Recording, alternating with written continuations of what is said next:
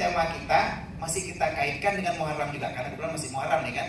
Jadi bagaimana semangat Muharram mewarnai sebuah keluarga yang sakinah mawaddah warahmah.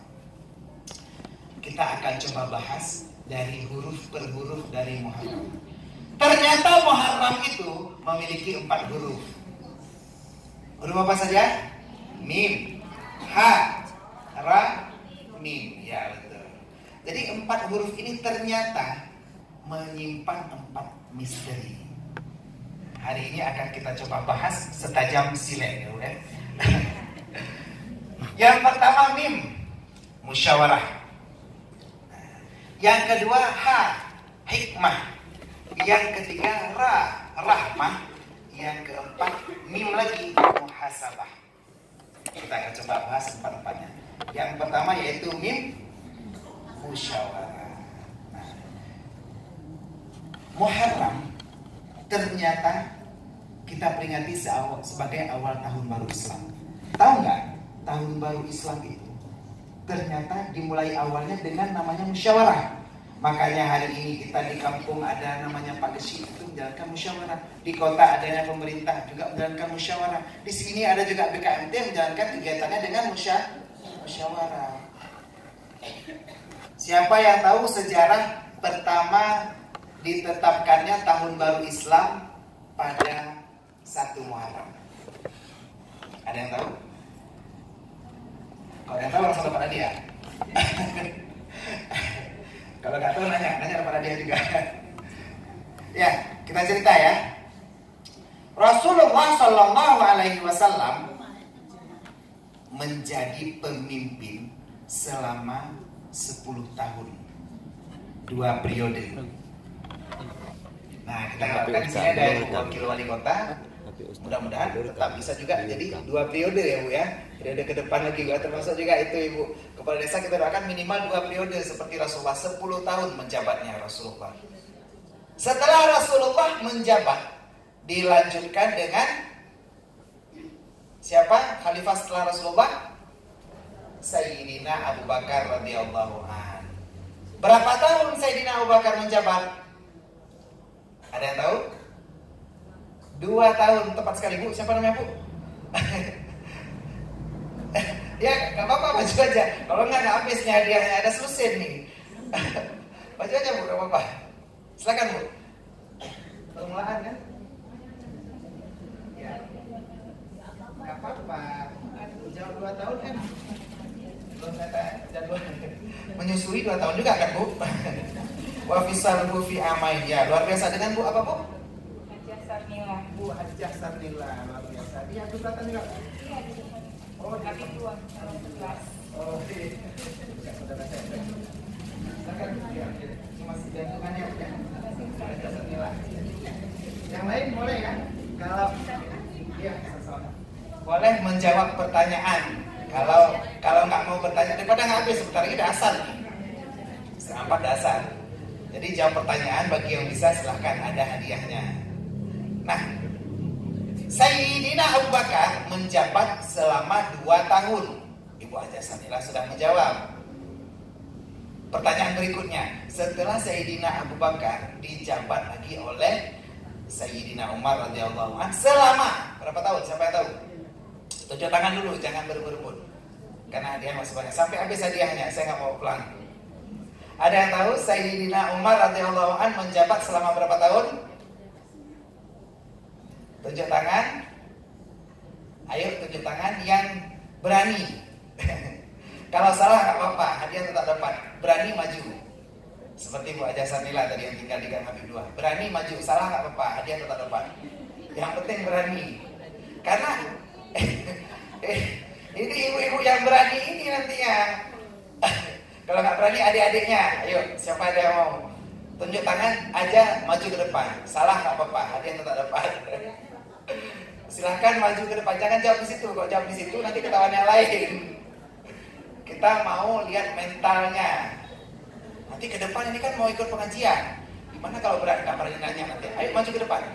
Maju ke depan yang bisa jawab. Maju aja Bu, silakan Bu. Maju aja. Salah nggak apa-apa, maju aja. Kita mau lihat yang mana sih katanya dengan desas-desus ibu-ibu di Agus Selatan cantik-cantik. Yang mana sih orangnya? Ini kita mau lihat ini. Salah nggak apa-apa, maju aja ke depan Bu. Tapi jangan jawab di situ. Kok jawab di situ berarti nggak punya mental. Salah nggak apa-apa, kita benarkan. Namanya pengajian. Ini fungsinya pengajian. Jadi kalau salah dibenarkan, kan ada ustadz yang masih Bu ya. Silakan Bu. Assalamualaikum warahmatullahi wabarakatuh. Nama saya Nadia, tinggal di Dusun Belang Malung, Tengku Gading. Pak Ustadz, sebenarnya saya nggak tahu berapa tahunnya Pak Ustadz. Cuma karena Pak Ustadz tidak boleh salah, bukan berharap utamanya hadiah Pak Ustadz ya. Cuma saya pengen tahu, betul ingin tahu berapa sebenarnya.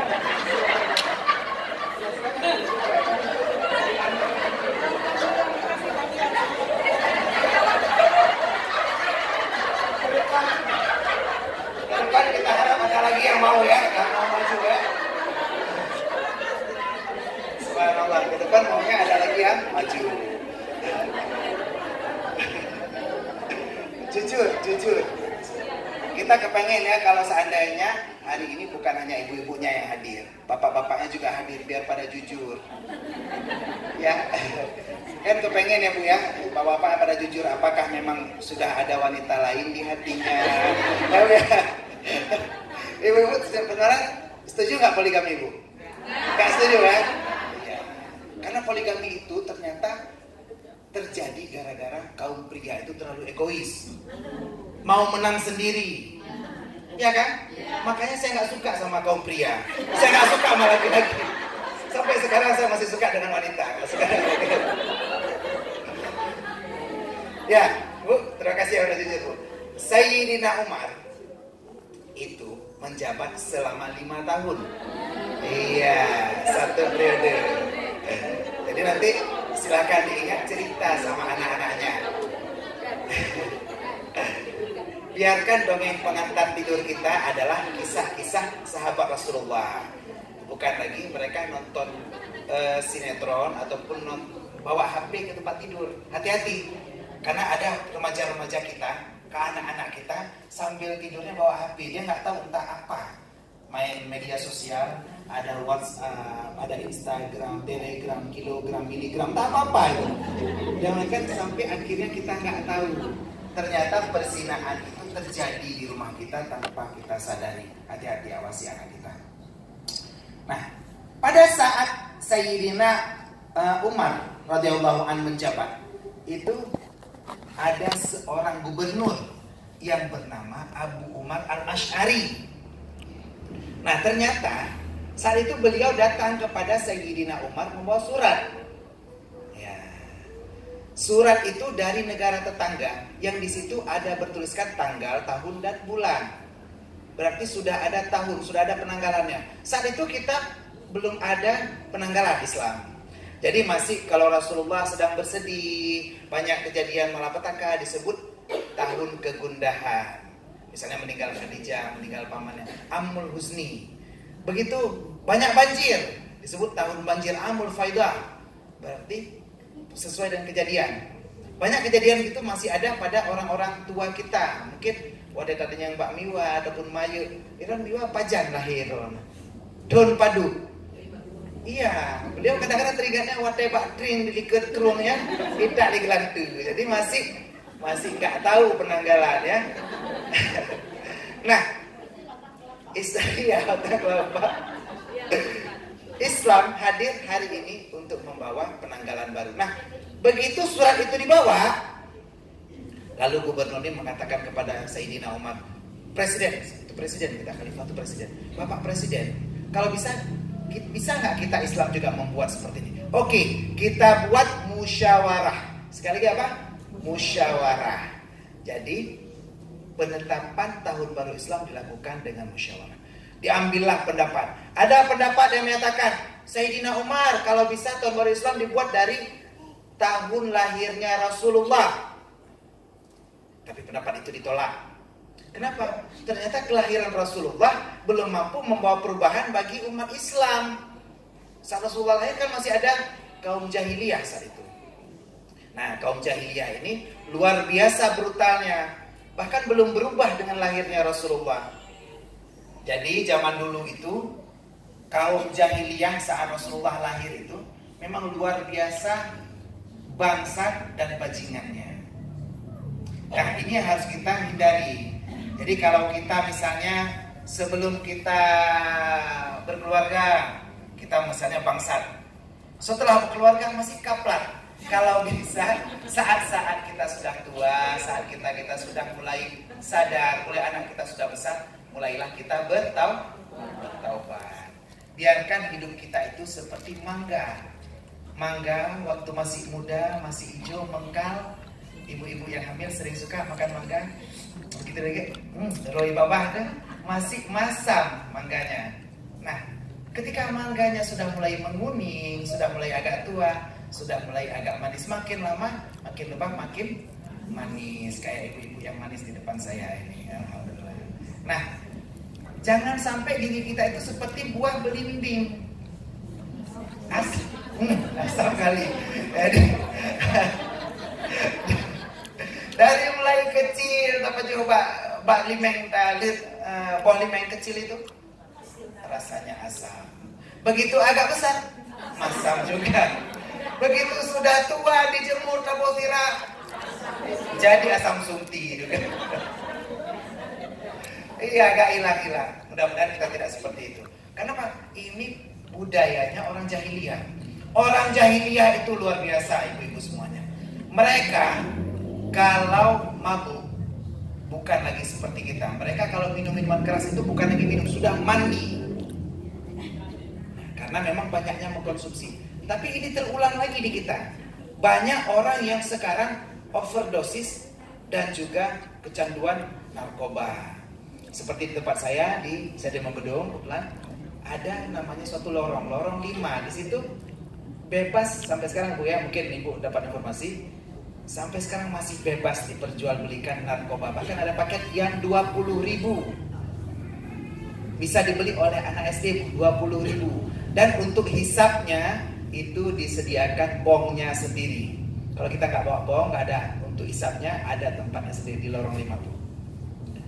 Jadi ini tidak bisa dibasmi. Luar biasa sistem jahiliyah yang terbawa masih ke tempat kita. Dan juga apa yang kita lihat di masa jahiliyah. Misalnya orang jahiliyah menyembah patung dan berhala. 360 patung berhala jatuh ketika Rasulullah dilahirkan. Ternyata sekarang ini masih ada tradisi jahiliyah yang terbawa ke kita. Sadar nggak sadar Bu ya? Ada nggak sekarang kita lihat rumah-rumah yang masih menyembah patung? Ada, tapi mungkin bukan disembah, patungnya ada di rumah ya. Di rumah banyak. Ada boneka, bahkan yang lebih parah kalau kita ke los di Jalan Gudang. Ya, banyak kita lihat ya. Banyak kita lihat patung-patung yang ya dipakaikan baju, pakai jilbab. Ternyata begitu kita tanya kenapa kok masih ada patung? Padahal malaikat rahmat, kata Rasulullah, la tadkhulul malaikatu baitan fihi asnam. Tidak masuk malaikat rahmat ke dalam sebuah rumah yang di situ ada patung.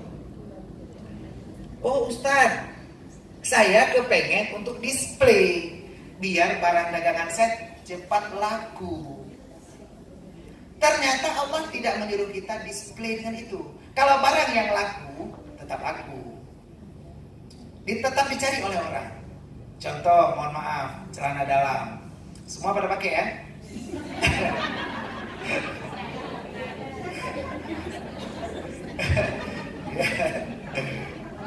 Kalau ada yang nggak pakai pun nggak berani ngaku ya.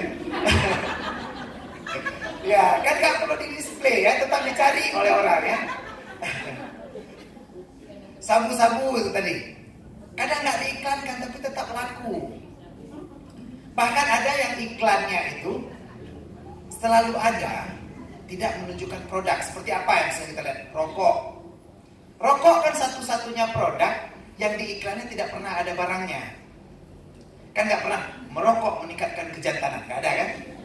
Iklan di depan kantor pos cuma ada orang olahraga, orang naik ski segala macam, nggak ada nampak rokoknya. Kenapa? Karena rokok itu dilarang, merusak kesehatan. Kalau dilarang, seharusnya jangan ada dijual. Ya kan Bu? Jangan ada pabriknya. Iya, aset negara, ya luar biasa. Pemasukan negara pajak ya dari situ ya. Ya, ternyata ini dilarang oleh agama. Karena negara sudah tahu, bahkan itu satu-satunya barang yang tidak ada displaynya. Kalau kita makan sosis kan Bu, nah, makan sosis enak sekali, ada barangnya. Kita beli handphone Oppo, bisa selfie, ada barangnya. Beli pembalut, nggak ada juga ya, nggak ada apa iklan pakai pembalut, nggak ada ya. Ya karena kurang sopan. Tapi ya gitulah namanya rokok. Nah, rokok, sabu-sabu ternyata sudah mempengaruhi generasi kita dan membawa kita kembali ke alam jahiliyah. Apalagi yang sudah berulang dari alam jahiliyah sekarang, perzinaan. Kita lihat dulu di masa jahiliyah orang itu berzina di depan orang lain. Jadi ada perempuan-perempuan cantik kadang-kadang jalan sama ayahnya. Begitu jalan sama ayahnya, padahal pakai cadar tuh. Pakai cadar, jalan sama orang tuanya, tapi tetap dilirik oleh laki-laki zaman jahiliyah. Mereka menganggap wanita itu adalah suatu barang yang gampang dan boleh dieksploitasi. Bahkan dari kecil itu dibunuh. Kenapa? Dianggap wanita itu tidak berguna, tidak berfungsi. Karena cuma ada 3 fungsi, yaitu di sumur, di dapur, di kasur. Makanya ada orang yang istrinya 3 sebenarnya untuk memaksimalkan fungsi itu. 1 istrinya di dapur, 1 di sumur, 1 di kasur. Nah, jadi begitu orang jahiliyah datang lihat cewek cantik pakai jilbab, itu kita lihat orangnya cantik, wajahnya kuning langsat, pakai eyeshadow warna biru, luar biasa cantik kali ya. Tapi jangan ditiru, kalau kulit kita kadang-kadang agak hitam sedikit, jangan ditiru. Jadi biru dongker jadi Bu. Jangan ditiru. Itu disesuaikan, disesuaikan dengan ton kulit, tonnya disesuaikan. Wanita Arab cantik-cantik. Waktu saya pergi haji, pergi umrah, itu kita lihat walaupun pakai cadar, tapi bagian depannya itu menjungkar. Karena hidungnya mancung sekali. Jadi kita bayangkan menyona jelame itu 20 mayang yang sangsit ke hidung modal. Kayak balik modal. Karena memang luar biasa cantiknya. Segitulah mereka makanya mau diperkosa. Nah begitu lihat orang gerombolan pria-pria Arab yang kepengen memperkosa, mereka sudah kode sama teman-temannya. Coba lihat, Jamilah, cantik maksudnya, cantik. Hambo saya nggak tahu bahasa Arabnya apa, hambo lah bahasa Aceh itu. Nggak tahu bahasa Arabnya apa. Jadi mereka datang memukul ayahnya lalu memperkosanya di situ di tempat umum. Kenapa?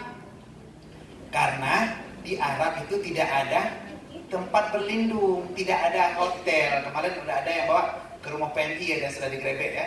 Di sana tidak ada hotel, tidak ada semak-semak. Kalau di sini kan orang enak gitu, jalan-jalan anak-anak laki, remaja laki-laki sama remaja putri sore hari boncengan, itu boncengnya peluknya cukup erat. Ya, luar biasa. Tangannya ada yang dari depan si pria ke arah tangki Honda ya. Kemana tangannya itu?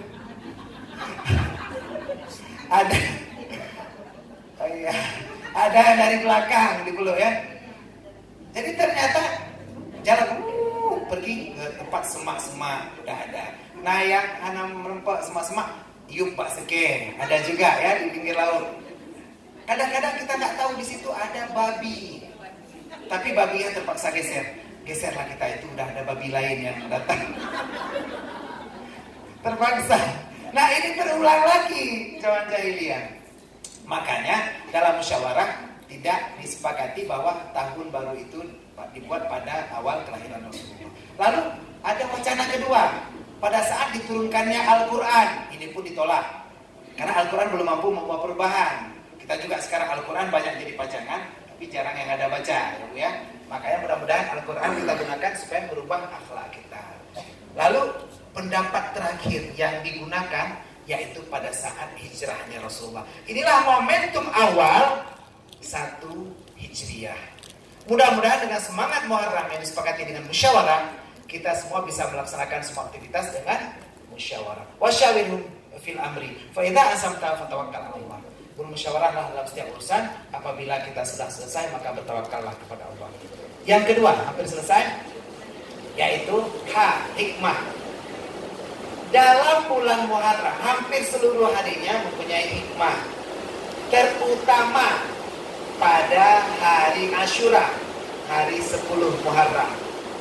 Bahkan disunahkan berpuasa, ya, berpuasa Asyura. Disunahkan sehari sebelumnya. Nah, pertanyaannya, sehari sebelum Asyura hari apa? Tunjuk tangan, maju. Jawabnya di depan. Yang maju. Iya. Jangan lagi, Bu.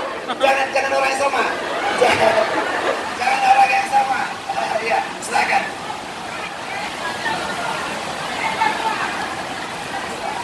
Iya, silakan.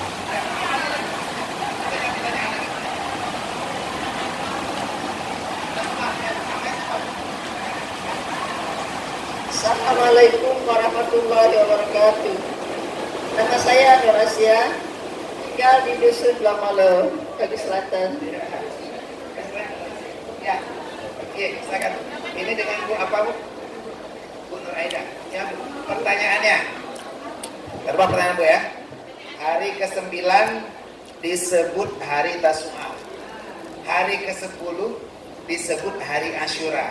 Pertanyaannya, ya, apa pertanyaannya? Jatuh pada hari apakah Tasu'a tahun ini? Ya, silakan, Bu. Hari Tasu'a kita sunat berpuasa. Hari apa kita puasanya, Bu? Kamis puasa apa? Asyura, ya, sebetulnya. Tasu'anya hari Rabu, ya. Ya, silakan.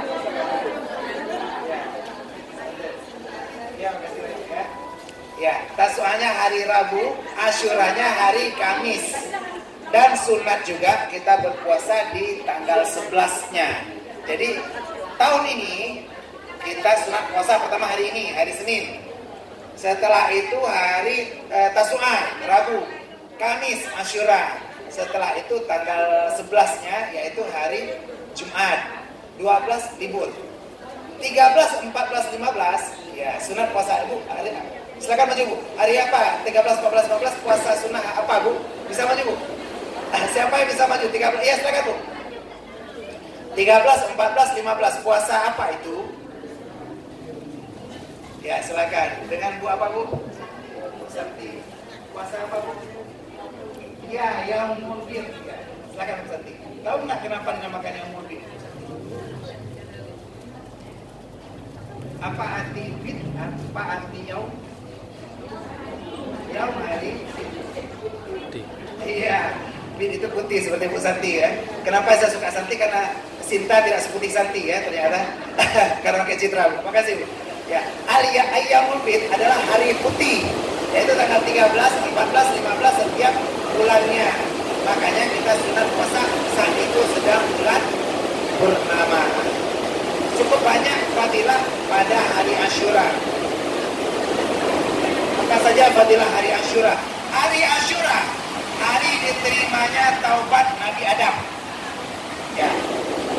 Hari Asyura, hari diangkatkannya Nabi Idris ke surga. Ya. Saya mau tanya sambil Abi biar habisin hadiah. Sebentar lagi hampir asar. Nabi Idris diangkat ke surga. Siapa yang tahu Nabi Idris adalah orang pertama yang menemukan atau yang melakukan pekerjaan apa? Nabi Idris. Nabi Idris pertama melakukan kegiatan apa atau pekerjaan apa? Ibu-ibu dari BKMT boleh juga, Bu, daripada diambil semua hadiahnya. Siapa yang tahu? Nabi Idris adalah bapaknya pekerjaan apa? Profesi apa yang pertama dilakoni oleh Nabi Idris? Saya silakan. Maju aja dulu. Maju dulu, Bu. Maju dulu. Iya, akhirnya ada juga kesempatan, Bu, ya. Luar biasa. Assalamualaikum warahmatullahi wabarakatuh. Nama saya Bu Dewi dari Agus Selatan. Kalau nggak salah, pekerjaan tukang. Ya, benar. Gak apa-apa, Bu. Silakan. Silakan, Bu. Ya. Jawabannya pekerjaannya tukang. Tapi ini belum tepat, tapi kita responnya dari mentalnya ya. Pekerjaan Nabi Idris. Ya, tahu Bu ya? Silakan maju, Bu. Gak apa-apa, Bu. Maju aja, Bu. Iya, luar biasa. Kalau salah nggak dapat hadiah, Bu ya. Assalamualaikum warahmatullahi wabarakatuh. Pekerjaannya penjahit. Iya. Pekerjaannya penjahit dengan Bu. Cut, silakan.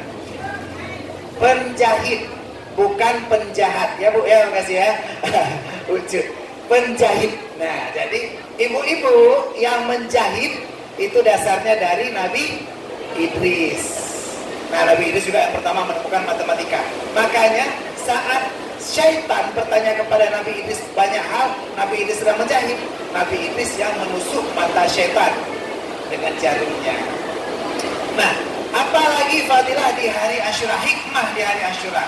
Di hari Asyura diselamatkannya Nabi Yunus dari ikan paus.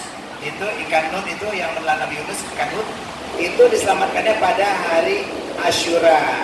Nah, apalagi hikmahnya? Disembuhkannya penyakit Nabi Ayub pada hari Asyura.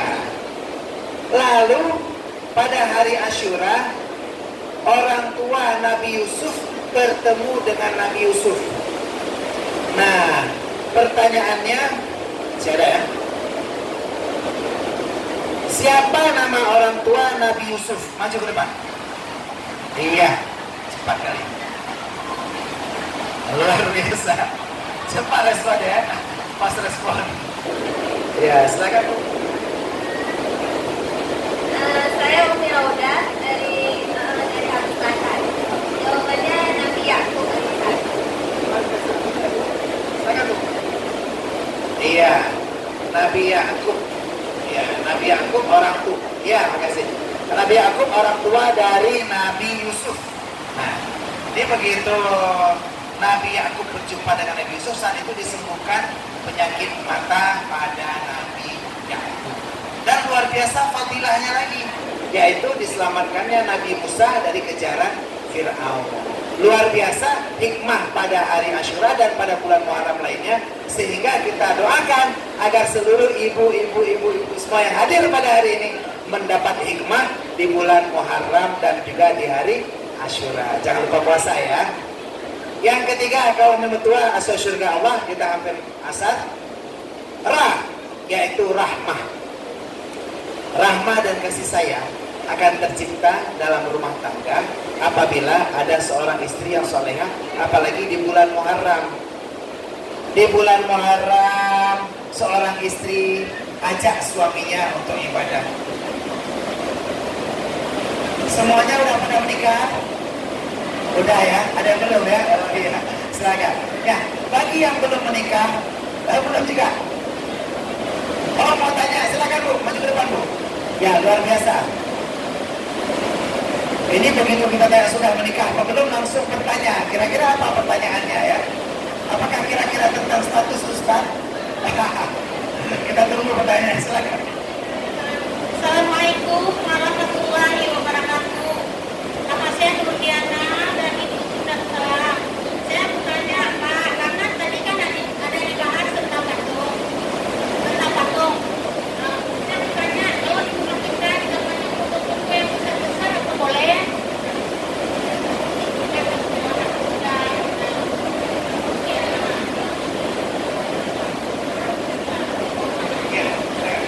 Luar biasa pertanyaannya. Patung nggak boleh, asnam. Apakah foto anak wisuda boleh? Nah, patung dalam bahasa Arab disebut asnam. Gambar atau foto disebut surah. Makanya orang menggambar disebut taswir, itu menggambar. Dalam hal foto atau gambar ada dua pendapat ulama. Yang pertama, yaitu berdasarkan hadis Rasulullah bagi barang siapa yang membuat patung, maka di hari kiamat Allah perintahkan, tiuplah roh, hidupkanlah patung yang kamu buat. Sebagian ulama mengharamkan hukum foto berdasarkan hadis ini, karena dikiaskan foto kepada patung. Tapi pendapat yang kuat sampai hari ini yang utama, foto dibolehkan karena tidak berbentuk 3 dimensi. Artinya tidak ada belakangnya, tidak ada bentuknya, tidak ada kemungkinan untuk dihidupkan karena cuma 2 dimensi. Jadi foto anak wisuda berdasarkan pendapat yang utama masih boleh, Bu ya. Kalau terbuka jilbabnya tidak boleh, bukan karena fotonya, tapi terbuka. Iya, pamer aurat. Ini buka auratnya yang dilarang. Terkadang kita lihat cewek-cewek sekarang di Facebook, ada yang foto lalu terbuka auratnya. Kita lihat namanya, udah ada namanya nama gaul lah sekarang. Bekerja di PT Mencari Cinta Sejati. Ya kan? Banyak yang gitu ya. Habis itu mendambakan suami yang bisa menjadi imam dalam hidupku. Gak bisa lah. Ya gak bisa, ya. Gimana kita mencari suami jadi imam di Facebook? Memangnya Tengku Imam Harus Selatan ada buka cabang di Facebook? Ya enggak ya, Tengku Muslim ya. Jadi memang suami yang baik itu adanya di daya. Ya seperti Tengku Muslim ini. Ini contoh suami idaman ya. Jadi kita lihat calon suami yang bisa membina, mungkin ada yang belum berkeluarga, carilah suami yang baik itu di pesantren, di daya, di tempat pengajian. Mudah-mudahan bisa menjadi imam yang baik. Ya. Jadi di sini dengan hikmah Muharram kita dapatkan kasih sayang. Mudah-mudahan kita doakan bagi semua ibu-ibu yang hadir pada hari ini. Kita doakan dengan berkat rahmah kasih sayang Allah di bulan Muharram. Bagi yang sudah berkeluarga, kita doakan keluarganya bisa jadi sakinah, mawaddah, warahmah. Amin. Bagi yang belum dapat jodoh, kita doakan agar segera dapat jodoh yang baik dan soleh. Amin. Bagi yang hidup dalam keadaan sengsara, kejepit, kita doakan agar kehidupannya lebih mudah, dapat harta yang banyak, dapat harta yang berlimpah, bisa bangun rumah yang megah, bisa punya mobil yang mewah, bisa punya keluarga yang sakinah, mawaddah, warahmah, punya anak-anak yang soleh dan soleha. Kalau yang pada punya hutang, kita doakan yang berhutangnya pada lupa. Itu yang amin kayaknya banyak kali hutang ya. Udah putus asa ya. Ya kita doakan mudah-mudahan ya. Satu lagi terakhir kita tutup, yaitu mim terakhir, muhasabah. Gunakan momentum Muharram untuk muhasabah. Hasibu anfusakum qabla an tuhasabu. Hisablah diri kamu, introspeksilah diri kamu dengan apa yang telah kamu lakukan sebelum kamu dihisab oleh Allah. Kita ketahui orang itu ada 3 macam. Ada orang saleh, ada orang salah, dan ada orang saluh. Ya, orang saleh mungkin seperti Abu Takrung. Pekerjaannya kalau nggak sholat ngajar, kalau nggak ngajar sholat, semumput semayang, semumput semayang, itu saleh. Orang salah, makannya sabu-sabu, minumannya minuman keras, temanku ganja, itu orang salah. Orang yang saluh, orang sekali-kali saleh, sekali-kali salah. Mungkin tadi perginya pakai sendal swallow, pulangnya udah ngambil sendal finisi orang gitu. Kita doakan ya, momentum Muharram kita bisa merubah diri kita semua jadi pribadi yang lebih baik. Amin, amin ya Rabbal Alamin. Kita selesaikan dengan doa. Saya duduk ya. Oh ya, pertanyaan. Oh ya, ada pertanyaan. Karena belum habis ya. Ya satu, ada pertanyaan Bu. Masih ada 3 lagi Bu.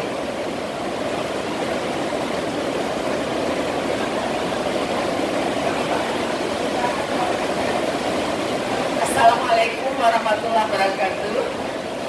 Nama saya Ibu Nur Asma. Pada kesempatan ini tinggalnya di Dusun Utara, Agusaka juga. Saya ingin bertanya pada hari ini lebih ke anak-anak gadis yang belum berkeluarga. Itu sasarannya. Saya ya. Yang kedua ya. Pak Ustadz, saya pernah dengar dari seseorang bahwa pada masa Rasulullah itu anak Rasulullah Fatimah Zura pada saat ingin menikah dengan Sayyidina Ali, beliau membuat suatu perjanjian pranikah. Katanya beliau itu tidak bersedia untuk dipoligami oleh Sayyidina Ali. Apakah pertanyaan ini, apakah yang saya dengar ini benar atau tidak benar? Jadi untuk ini saya ingin penjelasan dari Ustaz supaya bermanfaat bagi anak-anak gadis yang akan menikah. Supaya kalau dia ingin menikah, berarti boleh membuat suatu perjanjian pranikah. Itu Ustaz. Luar biasa ya, pertanyaan yang mewakili hasrat kaum wanita soalnya ya. Bolehkah membuat perjanjian pranikah bagi yang belum menikah? Yang sudah nikah boleh nggak larang suami untuk poligami? Boleh? Enggak? Boleh nggak? Ya. Luar biasa. Hikayat bahwa Sayyidina Fatimah membuat perjanjian pranikah kepada Ali memang ada tertulis dalam kitab. Tapi di sini ulama berselisih pendapat. Pendapat yang utama tentang bolehnya perjanjian pranikah itu adalah perjanjiannya boleh tapi tidak dalam akad. Jadi artinya kesepakatan antara kedua belah pihak.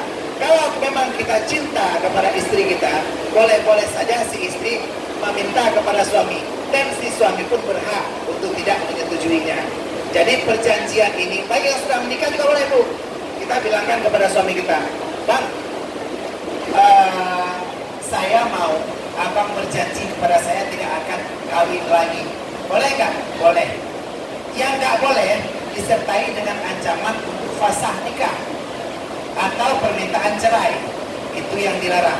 Karena abghadul halali ilallah at-talaqu. Sebenci-benci sesuatu yang halal pada Allah, talak. Minta boleh, paksa jangan. Berikan suami suatu fasilitas, suatu pelayanan, suatu servis. Bagaimana suami kita betah di rumah? Bagaimana suami kita bisa monogami? Jadikan keluarga kita baiti jannati, rumah tanggaku surgaku. Mintalah setiap hari dalam kesempatan kita malam, terutama dalam 10 malam Muharram ini. Malam-malam 10 Muharram ini Allah bersumpah dalam Al-Quran, dalam surat Al-Fajr, wal fajri walayalin ashri, demi fajar dan demi malam-malam yang 10. Di sini ada dua pendapat. Malam 10 ada yang mengatakan itulah malam 10 Zulhijjah, ada yang mengatakan malam-malam 10 malam 10 Muharram. Jadi 10 malam Muharram ini malam yang mustajabah doa. Terutama ini sedang turun hujan, waktu mustajabah. Antara azan dan iqamah sebentar lagi, waktu mustajabah. Berdoa. Daripada minta sama suami, lebih bagus minta kepada Allah Subhanahu wa Ta'ala. Suami di belakang kita masih bisa bohong, suami di belakang kita masih bisa menggoda wanita lain, tapi Allah yang memiliki hati kita. Ya muqallibal qulub, tsabbit qulubana. Ya Allah, tetapkanlah hati kami, hati suami kami agar selalu mencintai kami dan jadikan rumah tangga kami sebagai rumah tangga yang Kau ridai. Berdoalah setiap malam. Dalam sholat tahajud Anda bangun jam 3 malam berdoa. Hanya Allah tempat kita bergantung, Bu. Ya, silakan, Bu. Satu lagi, Bu. Kalau dua lagi pertanyaan bisa. Assalamualaikum warahmatullahi wabarakatuh. Nama saya Ganima Soraya. Kita semua ibu-ibu kepingin punya menantu yang kayak Ustaz, ya kan? Bagaimana doanya supaya dapat menantu yang alim, yang taat, yang punya rezeki? Ya mohon doanya bagaimana? Jadi bukan punya suami, punya menantu. Ya, alhamdulillah. Terima kasih banyak. Memiliki menantu, iya, memiliki menantu yang punya 4 kriteria. Pertama, lijamaliha, gantengnya. Yang kedua, dimaliha, hartanya banyak, mampu memenuhi kebutuhan hidup anak kita, putri kita nantinya. Walinasabiha, keturunan orang baik-baik dan juga Satidin, punya agama. Apabila Bu punya seorang lelaki soleh yang melamar anak ibu dan punya 4 kriteria ini, terima Bu. Terima Bu. Walaupun dia ganteng dan kaya, yang penting punya agama. Ya, gak apa-apa Bu ganteng dan kaya, yang penting agamanya bagus Bu ya. Dan juga keterangan orang soleh. Bagaimana caranya biar bisa punya seperti ini? Nah, pelan sedikit selasa apa ya? Jadi kita lihat di Pertamina, di situ ada tempat memancing. Kita biasa lihat orang mancing gitu ya. Pancingan itu sesuai dengan ikan yang mau dipancing. Kalau mancingnya di palet di depan masjid ini, itu kita mau mancing ikan truk, truk bahasa Aceh. Ya, ikan kecil ya. Itu kita mancingnya dengan cacing. Ya, dengan cacing atau binatang yang terbang itu laron, serabe bahasa Aceh. Dapatnya ikan truk. Kalau kita mau mancing ikan hiu di laut, kok dia pancingannya, umpannya haruslah minimal engkut sore, ikan tongkol minimal, baru bisa mancing ya. Nah, itu juga kita. Kalau kita mendambakan punya suami, punya menantu yang soleh, jadikan anak-anak kita anak yang soleh, salihah. Karena orang anak-anak yang solihah lah yang dicintai oleh orang soleh. Allah secara hukum dunia, hukum adat, Allah akan mengawinkan seseorang sepupu sesuai dengan jodohnya. Jadi pedagang biasanya ya tetap dengan pedagang ya Bu ya. Dan pedagangnya itu pun yang sama-sama, pedagang emas biasa dengan urung mekat bace. Jarang kita lihat urung mekat dengan urung mekat urung pun. Jarang ya. Jarang. Urung mekat urung pun paling dapat jodoh urung mekat ombayam. Habis waktu ya. Jadi pantaskan diri kita untuk mendapatkan suami yang soleh. Jadikan anak-anak kita, antarkan anak kita ke daya, antarkan anak kita ke pesantren. Tiba waktunya nanti dia menjadi bunga yang merekam, harum mewangi sepanjang hari dan diidam-idamkan oleh setiap lelaki yang soleh. Semoga ya sudah bunyi. Semoga pertemuan kali ini membawa rahmat dan hikmah.